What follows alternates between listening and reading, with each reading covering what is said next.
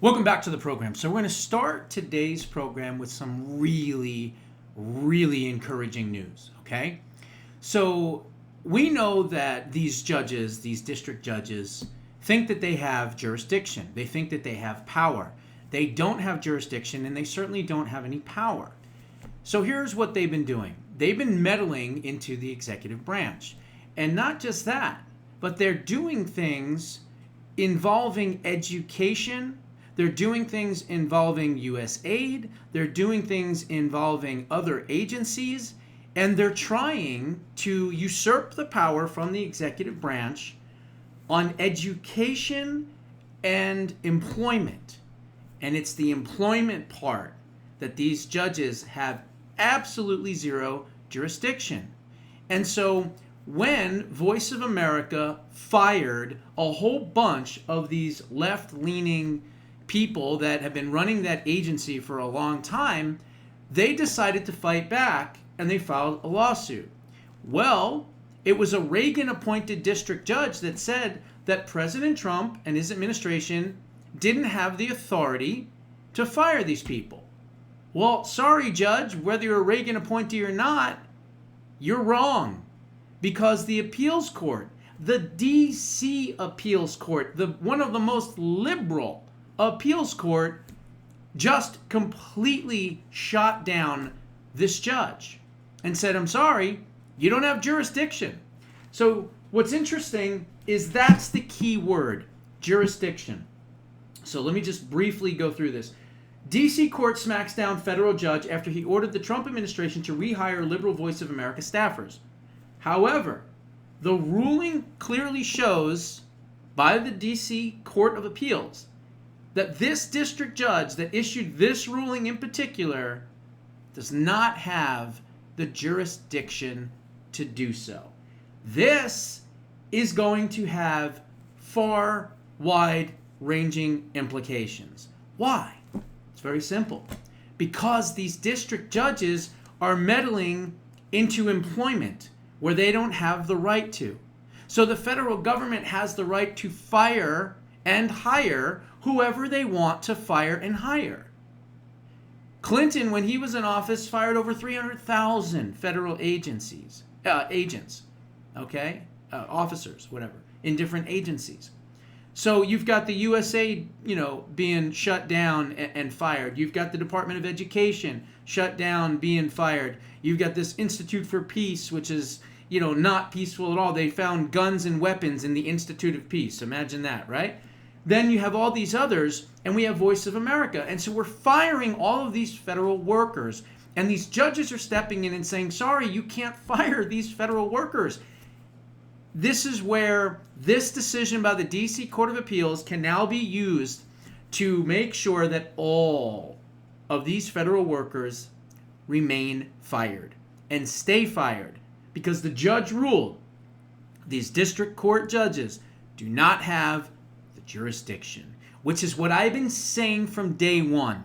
They don't have the jurisdiction to be doing what they're doing, and I said repeatedly, they're going to get shot down at the next level of the court, and if not at that level, the Supreme Court. So good to see the D.C. Court of Appeals come to their senses, and these are a bunch of liberals, and even they understand the jurisdiction argument. And so because of this, they can now appeal this decision and use this as precedent for any other future injunction or any past injunction that they are litigating and appealing against. They can use the D.C. Court of Appeals decision to make sure that these people stay fired. Now, on the flip side of that, you have immigration. You have judges stepping in and trying to discuss immigration, and they're trying to take away the federal power of immigration, which is vested in the federal government, right? Congress, in particular, is the ones that oversee immigration and naturalization services, right? But again, states' rights, they have the right to protect their people, but the federal government is where immigration policy starts and ends. So these judges, again, don't have jurisdiction. They're all going to get shot down. This is really good news. We need to make sure that this Florida Attorney General stands up in court, which he will, and he will win, And when James Uthmeyer wins in Florida, now you have two decisions that will shoot down these district judges, and you'll have precedent in employment law and in immigration law. And kiss them goodbye. And this is what I tell every single one of those district judges that issued injunctions. Here's what you can do. That's what you can do. Okay? Because we're going to win, and we're going to win this battle. Now, let's move on to the next subject. I love this. Oh boy, this is something else. Who is the greatest troll ever? Ever in history? It's President Trump. By far. No one's even close. I mean, think of the things that he has done and said recently, right? We're going to have the Gulf of America, which wasn't a troll. They actually changed it and did that, right? That tweaked them like crazy. What was the other thing that he did? 2028. He's going to run again in 2028. Again, trolling. I don't believe he's going to. I know people think he is, but I don't think he's going to. But not just that. Canada can be the 51st state. He calls him Governor Trudeau. We're going to take Greenland. He does all of these things because he's the greatest troll ever. Okay? The greatest troll ever. And today, boy. I mean, from the garbage truck during the campaign to working at McDonald's, I mean, he's the best troll ever. But today really, really takes the cake. He literally, and I'll put the picture in the thumbnail, he literally put out a picture of himself as the Pope. I'll put it in the thumbnail. It's unbelievable, okay? It's truly unbelievable. He is the greatest troll ever. Now, speaking of the Pope, let's go through some of the names that could be potential new popes, because I guess they're going to start the white smoke, ceremony conclave thing that they do sometime next week. Now, I would say this is more than likely not going to end the way we want it to end, and it's pretty simple, because Pope Francis has,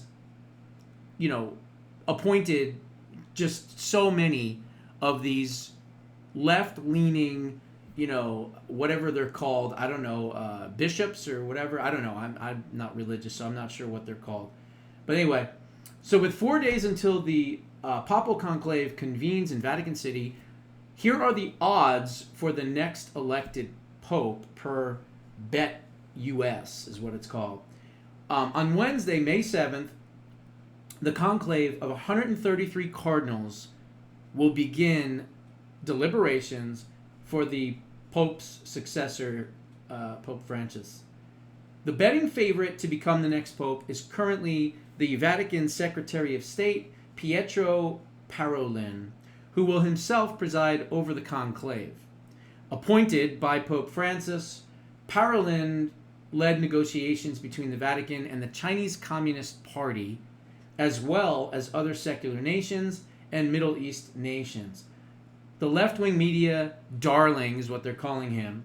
Filipino Cardinal Luis Togol made headlines by defending various left-wing social causes against the dogmas of the Catholic Church, recently saying, quote, "If I were God, I wouldn't choose me for Pope." This is what one of these crazies said. Hailing from Ghana, Cardinal Peter Turkson, odds of becoming the first black pope are favorable. Turkson is currently the most likely conservative candidate to be elected pope.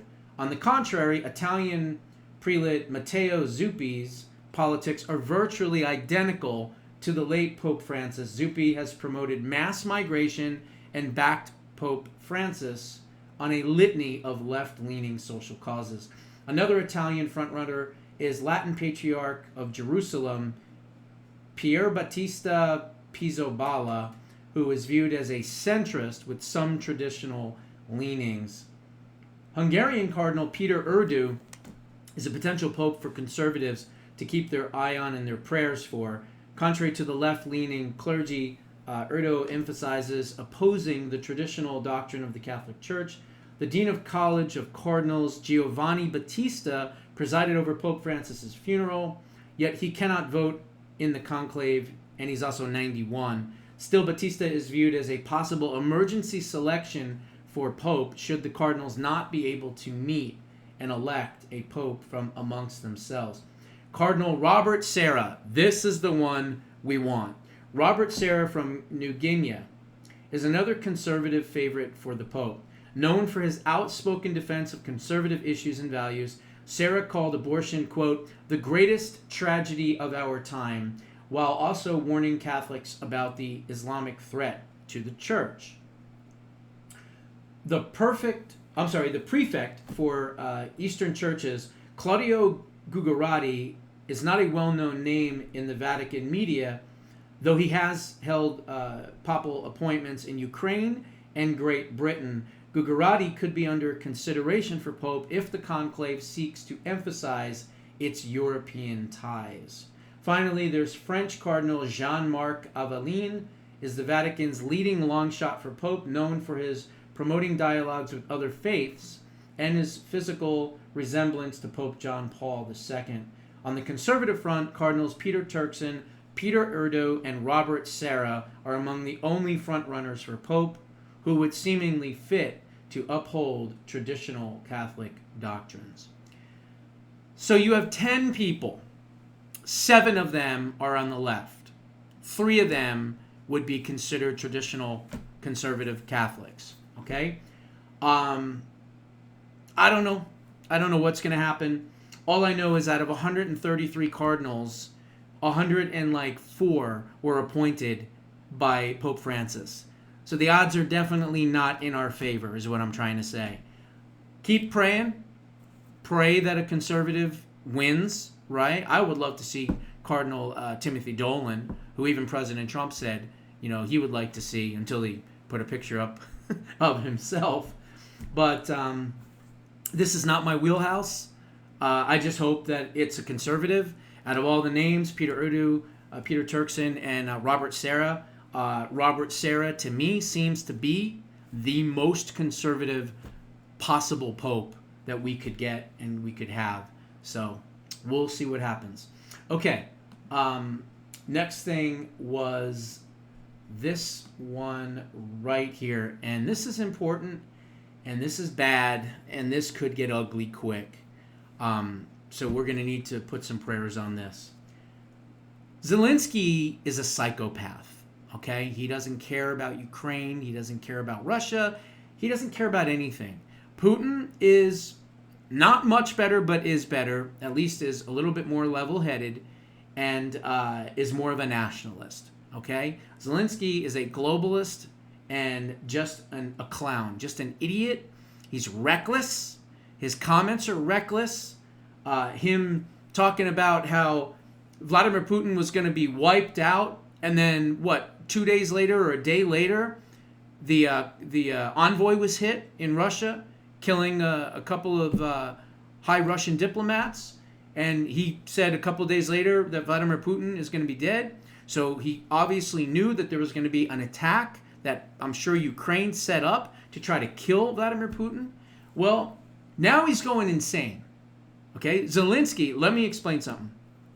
Zelensky is the impediment to peace, okay?